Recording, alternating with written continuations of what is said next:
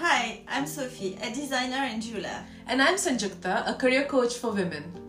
Together, we have created something special, the ultimate New Year's pack, My Mindful Reset. This is a complete system to help you start the year with purpose, intention, and elevate your energy. So Sophie, what's included in your guide? So, my guide has a list of 10 intentions you can choose from. Each intention is thoughtfully paired with birthstones known to amplify qualities that you seek, such as personal growth, creating balance, or attracting abundance.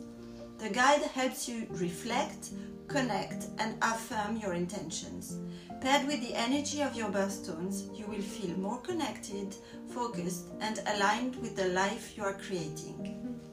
What about your journal, Sanjukta? What does it include? So my journal is a guide to a powerful practice that will help you start the year, the month, and the week with intention, positivity, and productivity. It includes 3 sections. Section 1 is about cultivating gratitude and joy, which includes a gratitude journaling prompts and over 30 gratitude affirmations. Section 2 is the impact of positive affirmations and has more than 75 positive journaling prompts.